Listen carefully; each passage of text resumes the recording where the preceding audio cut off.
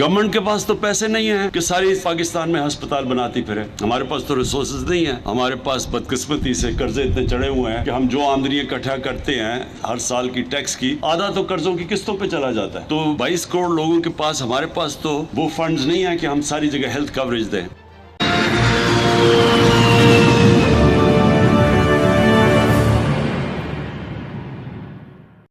नमस्कार friends, Bharat TV के इस वीडियो में आपका स्वागत है। जैसा कि आप सब जानते हैं, 2 साल पहले पाकिस्तान में इलेक्शंस हुए थे जिसमें इमरान खान ने यह बोला था कि पाकिस्तान की पॉलिटिकल पार्टीज़ में काफ़ी करप्ट लोग भरे हैं। जब वो खुद पावर में आए तो उन्होंने भी उन्हीं पार्टीज़ के नेताओं को अपनी सरकार में मिनिस्टर बना दिया और करप्शन के हालात और बढ़ गए। हज़ारों अरबों रुपयों के घोटाले नैब ने पकड़े हैं जिसमें मौजूदा हुकूमत के मिनिस्टर्स शामिल हैं। साथ ही पाकिस्तान में कोरोना बहुत फैल चुका है जिसमें प्राइम मिनिस्टर इमरान खान ने साफ तौर पर कह दिया है कि इनकी सरकार कुछ नहीं कर सकती। इस वीडियो में देखते हैं मीडिया जर्नलिस्ट इसी पर चर्चा कर रहे हैं और हज़ारों अरब रुपए गए कहाँ और इमरान खान के वादों का भी मजाक उड़ा रहे हैं। देखने के साथ मेरी रिक्वेस्ट है कि मेरे चैनल को सब्सक्राइब कीजिए और मेरा हौसला बढ़ाएं। साथ ही बेल आइकन प्रेस कीजिए ताकि आगे की वीडियोस की नोटिफिकेशन आपको समय पर मिलती रहे। Thank you and have a nice day. Government के पास तो पैसे नहीं है कि सारी पाकिस्तान में अस्पताल बनाती फिरे। हमारे पास तो रिसोर्सेज नहीं है। हमारे पास बदकिस्मती से कर्जे इतने चढ़े हुए हैं कि हम जो आमदनी इकट्ठा करते हैं हर साल की टैक्स की, आधा तो कर्जों की किस्तों पे चला जाता है। तो 22 करोड़ लोगों के पास, हमारे पास तो वो फंड्स नहीं है कि हम सारी जगह हेल्थ कवरेज दें। पाकिस्तान का असल डाके की वज़ीर-ए-आज़म ने निशानदेही है सबसे बड़ी। अगर आपने वाकई किसी ने पाकिस्तान में करप्शन ख़त्म करनी है, मैं कत्तन ज़रदारी नवाज शरीफ को डिफेंड नहीं करता। अगर कोई पाकिस्तान का हुक्मरान पाकिस्तान से मुगलसे से सबसे पहले मुझे बताए कि ये कर्जे किसने लिए, किसने खाए, ये है सवाल। वो सवाल होगा ना उस पे ये जो ये पहला फ्रॉड इनका ये कि इन्होंने कमीशन बिठाया, अभी तक बताया नहीं कर्जे। अब दूसरा सुन लें, ये कह रहे हैं पैसे नहीं है। इन्होंने तो 100 दिनों में नया पाकिस्तान बनाना था, सारे मसले हल करने थे। 7 साल से ये KPK के हुक्मरान है और पहला इन्होंने हॉस्पिटल बनाया दिल का। कह रहे हैं पैसे नहीं है। मैं आपको 3-4 मोटी मोटी चीज़ें बताता हूँ। चीनी की सुन लें, अंडर वाइसिंग का एक नया मसला आ गया। अंडर वाइसिंग का मतलब है कि आप जो पैसे सच बता नहीं रहे, 230 अरब रुपए आप अवाम के जो टैक्स के पैसे मेरे पास आने थे आप वो खा गए। 112 अरब कल अभी भट्टी साहब ने आपको बताया, FBR ने पकड़ा है जो 200। ये मतलब मैं ये नहीं कह रहा साबित हो गया, ये शक पड़ गया ना, ये टैक्स एवेजन है।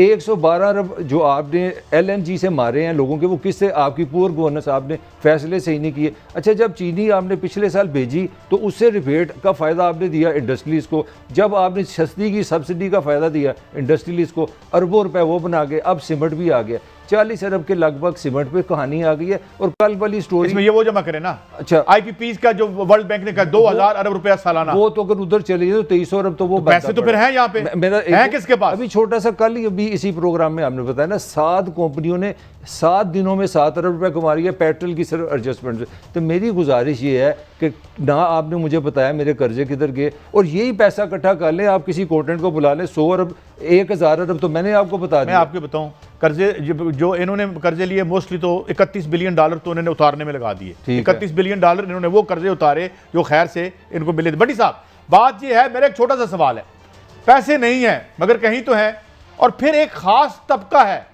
नदीम बाबर साहब का आपने नाम लिया, वो शहबाज शरीफ साहब की खिदमत भी करते थे, वो उनकी हुकूमत में भी उन्होंने बहुत इस मुल्क के लिए कारआए नुमाया।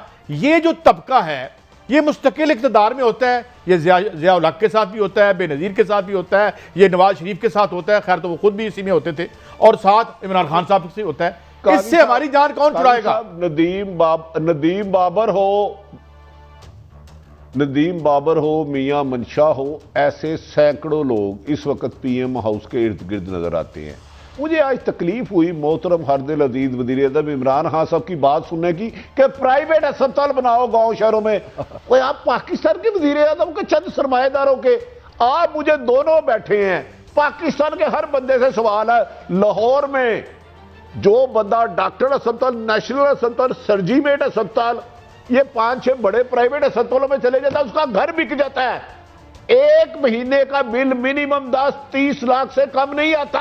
और ये वजीर आजम क्या कह रहे हैं? और इन्हें पता नहीं, इन्हें कहना चाहिए था कि मैं सरकारी अस्पताल में वो आपको सहूलतें दूंगा कि किसी गरीब का आदमी को इलाज वो ही मिलेगा जो बड़े से बड़े अमीर आदमी को प्राइवेट अस्पताल में मिलता है। जब आपका हाकिम वक्त हालात से गाफल हो, लोगों को बेवकूफ बनाए और ये लफ्ज कहे कि प्राइवेट अस्पताल बनाओ, प्राइवेट के तो सरकारी अस्पताल बंद कर दो, तो गरीब आदमी तो फिर खुदकशी करा दे रहा। मुझे बता दे, मैं आप डॉक्टर अस्पताल में गए थे, आपका 5 लाख रुपए लग पड़ा था सिर्फ स्टंट डालने का, या 6 लाख। नेशनल अस्पताल में $500 में एक कमरा मिलता है मिनिमम। वहां एक बंदा सीसीयू में चले जाए तो 1.25 लाख रुपए उसका खर्चा है। ये संजीमेट, और खुदा के वास्ते ये मुल्क को वैसे बेच दो। आप तो कह रहे थे कि मैं आपकी स्टील मिल अच्छी एडमिनिस्ट्रेशन के जरिए बेहतर करके दिखाऊंगा। आप कह रहे थे पीआईए फायदे में ला के दिखाऊंगा। अरे वो है लोग, आप कह रहे थे बिजली सस्ती करूंगा। आप कह रहे थे मैं लोगों को। भट्टी साहब, ये जो इंडिपेंडेंट यहाँ स्टेक इसमें क्यों खामोश है कि अस्पताल की वो दे रहे हैं चंद माफिया को दावत? भट्टी साहब, मैं एक और आपको खबर दूं, ये बात तो पुरानी है। मेरी बात हुई एक डॉक्टर साहब मुअज़्ज़ज़, मेरे दोस्त भी हैं, उन्होंने कहा था कि ये जो इशराफिया के अस्पताल हैं या अमीर लोगों के अस्पताल कह लें, उनके तो 100 बेड्स हैं टोटल लाहौर में, अब बढ़ गए हों, ये पुरानी बात सुना रहा हूँ, शायद 150 हो गए हों। वो तो अपनी डिमांड को कैटर नहीं कर सकते। यहाँ पे तो हमारे लिए क्या करेंगे? अब भट्टी साहब, बात यह है कि स्टील मिल की आपने बात की, यहां पर अखबारों में इल्जामात लगाए गए उन लोगों पर जो कैबिनेट में हैं कि इन्होंने अपना स्टील इंपोर्ट करवाने के लिए ड्यूटी में ऊंच नीच करके इसको बर्बाद किया। वो कैबिनेट में है, अब भी हैं, पिछले भी थे। बट मलिक साहब, एक मुस्तकिल हुक्मरान तबका है जो आपके प्यारे ये लीडर 85 से लेके अब तक छोड़ गए हैं। पीटीआई के पास भी वही उसे मिला है जहेज में, वो भी उससे जान नहीं छुड़ा पा रही। तो इनसे कौन हमारी जान छुड़ाएगा? काजी साहब, फिर वो बहस वाली बात नहीं, हमारी किसी की पोजीशन नहीं। इमरान खान को जो वोट मिला था इसीलिए मिला था। नया पाकिस्तान से मुराद को इमरान खान का नया पाकिस्तान नहीं था।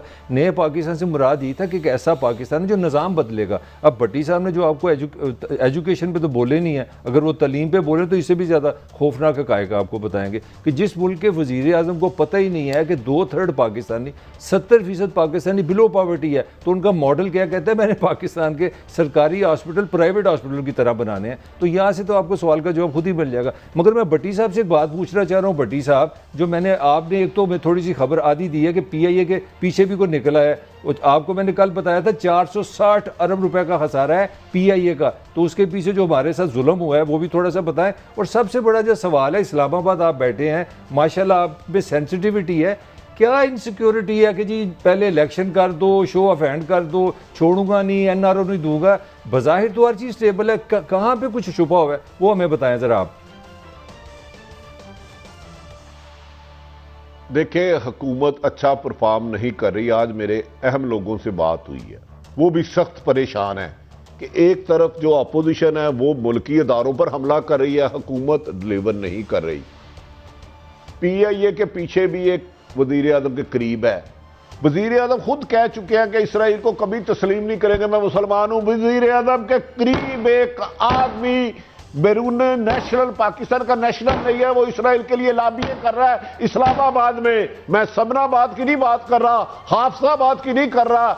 इस घर को आग लग गई घर ही के चिराग से, लेकिन अफसोस कि हमारा रहबर सोया रहा, यहां जानबूझ के आंखें मीट ली, बंद कर ली। बड़ी खबर दी है भट्टी साहब आपने, करा रहे हैं। मैं मलिक साहब आपको 2-3 खबरें टीवी पे नहीं कह सकता।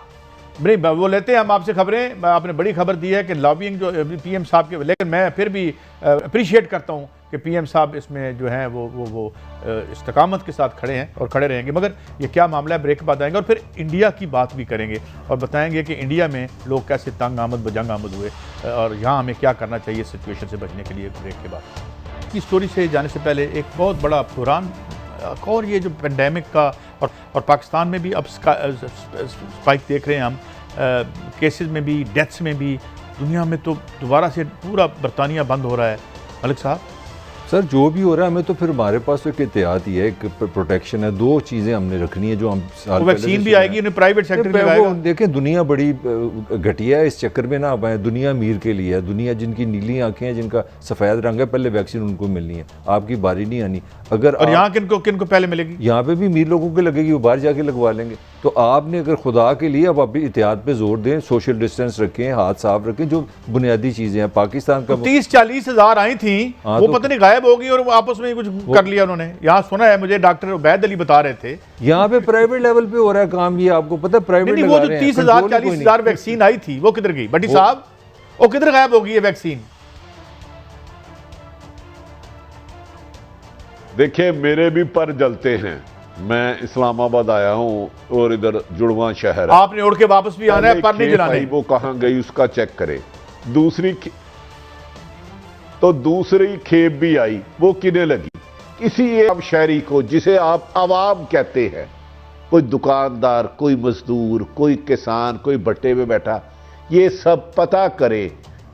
इस क्लास से इस क्लास से इस क्लास पे गई। अभी तक हमने वैक्सीन आने से पहले कब्र में जाके फरिश्तों से हिसाब देने होना, दाएं बाएं वाले ने पूछ रहा होना है। ये पाकिस्तान चंद खानदानों के लिए रह गया।